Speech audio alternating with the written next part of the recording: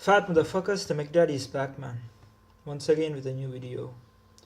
So today I am going to speak about my table tennis story. Everyone has a story of the sports which they are pursuing, and for me, my story is a source of tragedy and a lot of emotional pain. So I started playing table tennis 10 years ago, exactly in the beginning of my bachelor's in India.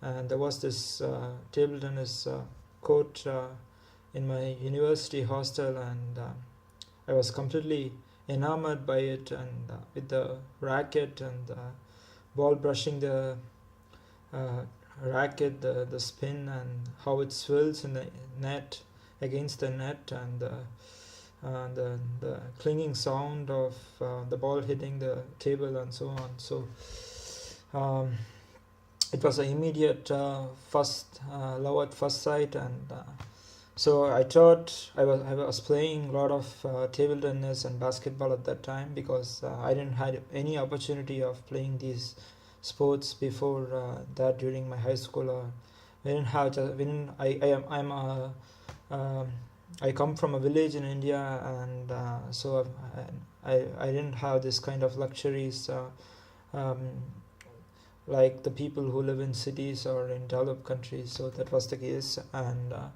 so I was playing for 1 year without knowing that. I thought I was pretty good, but I didn't know even how to hold the racket properly. So I used to hold the racket like this instead of the correct grip, and I thought I had this kind of I was strong. I'm playing against bums like me, and I thought I'm good because I was able to win against most of them. I thought I had this weapon that I could do this backhand block, and I can win points. Yeah, everyone has this special technique or weapon they think they have. If you are a beginner, so that was the case for me, until I met this guy who used to play in a district level. In German, you can say it's like Kreisliga or Bezirksliga.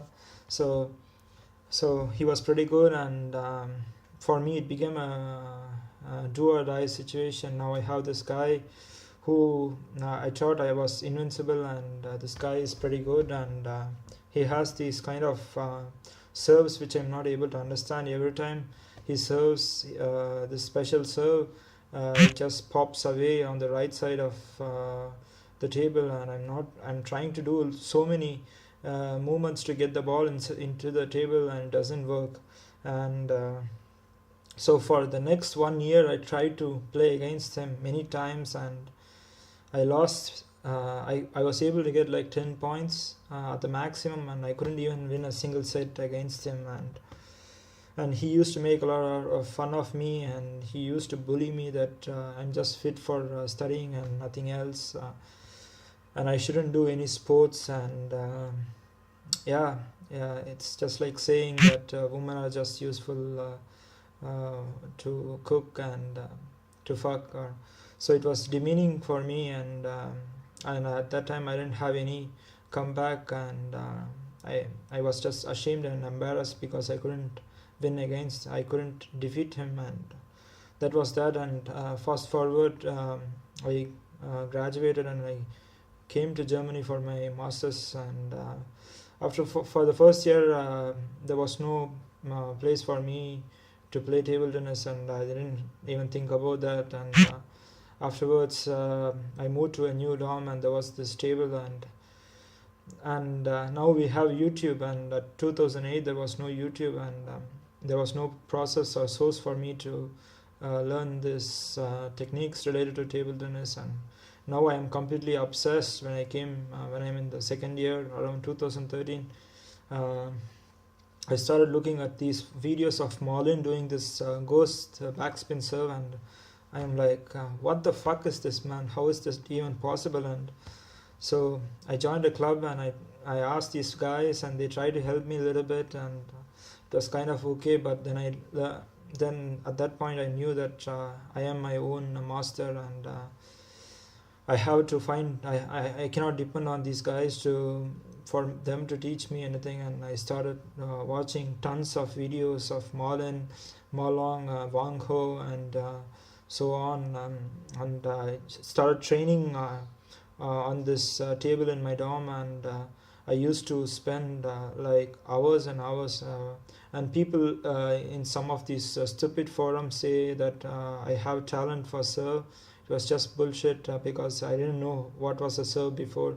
And so I used to go to this table and just obsess. I go into this flow state. I'm just visualizing what Marlin does and what Molong does, and I want to do that. And I want to learn this serve, and this is how I will pay for my revenge against to the guy to whom I lost. And I will master all these serves on table tennis at a very high level. And I visualize that one day when I'm like 35 or 40, I think we will meet again, and I will defeat him, and I will gain my vengeance, and that will be a repentance for me. And so that was this negative dark energy which was motivating me.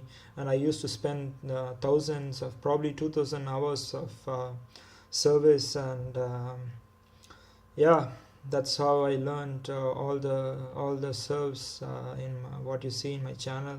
And all, by the way, because there was nobody to teach me anything in table tennis, so I want to teach what I had gained through YouTube. In the My communication skill is not that great, so in the beginning I found it very difficult to speak in front of camera like most of the people in the world. So I just showed some demonstrations, and sometimes I force myself to make some videos where I explain my thought process, and I think it helps some people. And I was proud of that. Nowadays I don't have any desire to go and achieve something in table tennis. For me, my goal was to seek revenge, and the best way for me to seek revenge was to better myself, to improve my skill in service and understanding how to return the ball properly. And that was that. And so maybe at some point of time I get humiliated so bad in internet, and one day I decide, probably at 30, 35, who knows, and I improve my skill to another top notch, and maybe I become invincible. Who knows? I'm waiting for people to underestimate me and humiliate me. Go on, keep going, and I thank you for that.